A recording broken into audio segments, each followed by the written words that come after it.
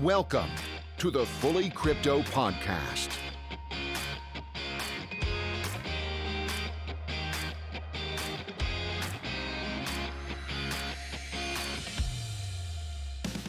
Hello and welcome to the FullyCrypto podcast, your home of quality cryptocurrency and blockchain news, opinion, analysis and more. My name is Mark Hunter, and if you were paying attention last week, you will know that my stalwart co-host of many months, Alex Mears, has left FullyCrypto for pastures new.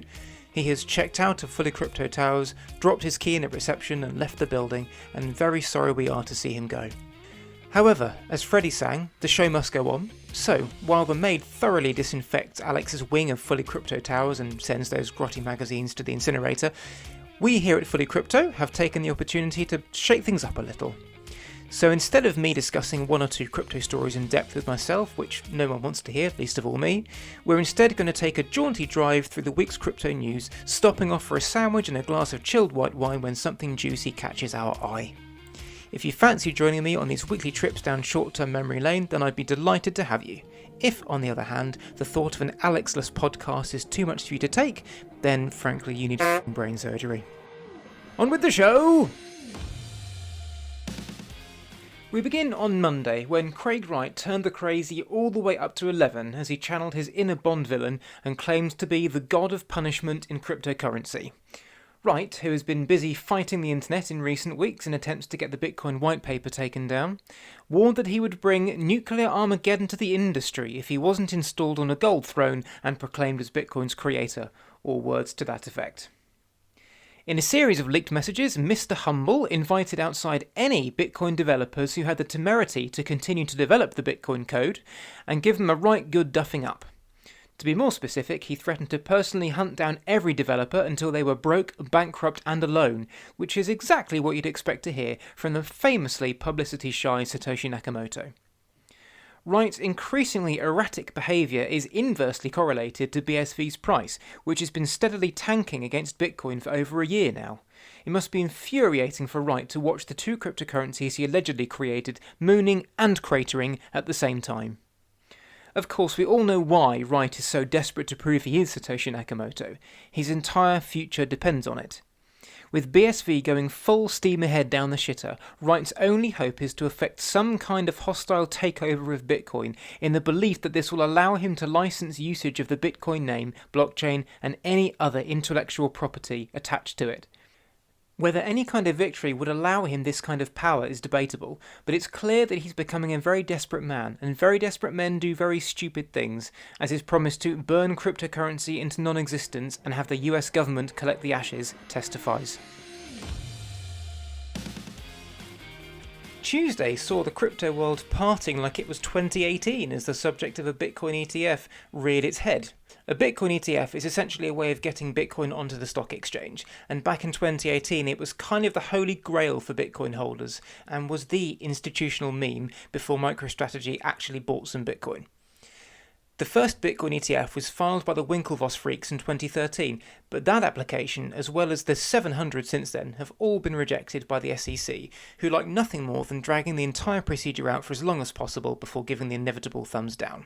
The reason why ETFs were back in the news on Tuesday was due to an ETF filing by LBRY Digital Assets, a new company set up seemingly with the single specific purpose of attaining a Bitcoin ETF.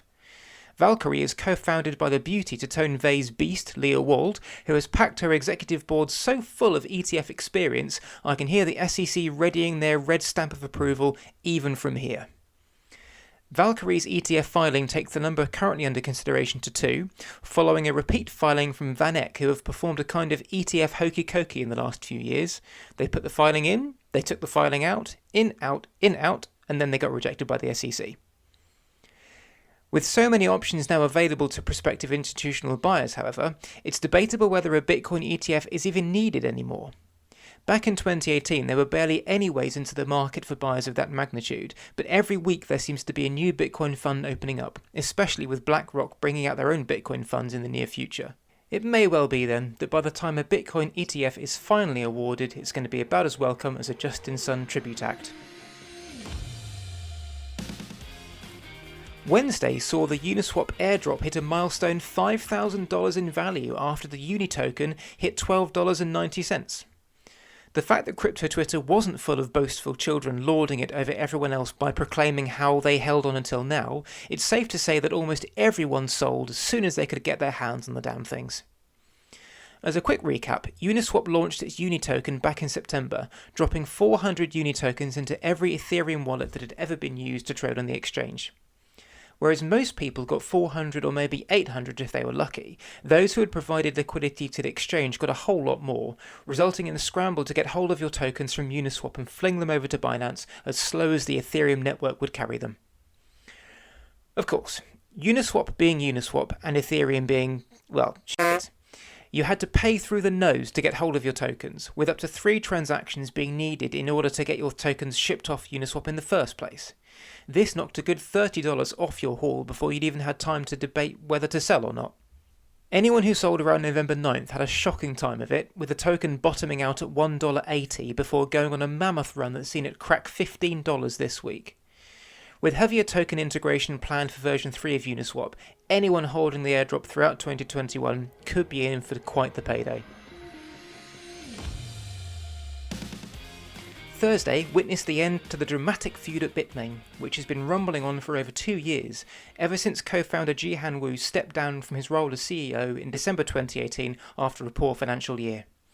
Unfortunately, the other co-founder, Jihann, proved to be about as effective at running Bitmain as Robinhood is of sticking to their philosophy of democratizing finance for all, and Bitmain had another shocker of a year, making a complete balls up of their IPO filing and giving up Bitcoin hash rate almost as quickly as operational profits. In October 2019, while Jihann was away in London at a conference, or maybe business school, who knows, Wu rode back into town like a guy in one of those films, telling everyone at the Bitmain offices in Beijing that the other guy was out and he was in, replacing entire departments with his own people. Oddly enough, Jihann didn't take too kindly to this and publicly criticised Wu for pulling his pants down when his back was turned, saying, "Bitmain is our child. I will try my best to protect her. I will use legal weapon and let all the setups and conspiracies that tries to hurt Bitmain fail miserably. If someone wants a war, let's give them one." Jihann proved to be a man of his word when, in June last year, he employed a private army to get back into the Bitmain offices in Beijing, allegedly taking business certifications and other important documents relating to the company with him. It seems like employing mercenaries to get hold of some papers was the peak of the conflict, however, because Jihann Wu came out on Wednesday and said that the disagreement between himself and Jihann was over, and that he was formally stepping aside 8 years after starting the business with his now erstwhile business partner. Friday was a day of sensational pumps, with the Wall Street Bets crowd sticking it to the man by pumping Dogecoin into the doggy stratosphere before Elon Musk illustrated the power that $180 billion worth of Twitter influence can get you, with a vague tweet and the addition of a Bitcoin logo in his bio. Firstly to Dogecoin, which had been in a steady downward trend since New Year's Day, and of Wednesday was trading at 1/7 of a cent. And then came the Wall Street Bets crowd, who, after days of pumping shitcoins on Robinhood and had just discovered the hard way that the house always wins, even if it has to cheat to do so, turned their focus to crypto. And they saw Dogecoin. And they saw that it was cheap. And they bought it. They bought a lot of it. They bought so much that they gave the dog the biggest kick of its life, which induced a historic amount of FOMO, sending the beast past 1 cent, then 2, then 3, then 4, then 5, then 6, then 7, then 8, topping out at a scarcely believable 8.5 cents. And then Mia Khalifa bought it and it stopped. To put this incredible move into context, that's a more than 1,000% move over 36 hours, while the market cap went from less than $1 billion to $9 billion. For those who caught the move, congratulations. For those who didn't, don't worry. This is what a real alt season looks like. Anyone who was around in 2017 knows that this kind of stuff happens every day in a proper alt season, so just sit back, relax, and wait your turn. Of course, it could be that your turn came just hours after Dogecoin had finished eradicating 3 years' worth of losses, when a certain Tesla founder tweeted that, in retrospect, it was inevitable, and added the Bitcoin logo to his Twitter bio. This, of course, is what thousands of crypto fans have been waiting for ever since the Musky one started tweeting about Bitcoin in 2017, and it's not a coincidence that he was giving out positive Bitcoin vibes on the back of the obvious market manipulation carried out by Wall Street over the past few days. As yet, we don't know the true relevance of Musk's tweets, Does Tesla have Bitcoin? Are they about to buy it? Or is Musk simply planting his flag on the castle of decentralization?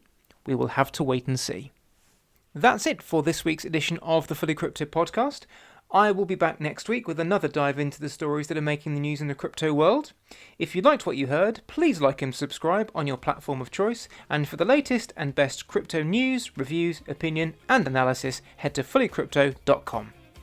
If you didn't like what you heard, find Alex and blame him. It's his fault. Thanks for listening, and I'll speak to you again next week.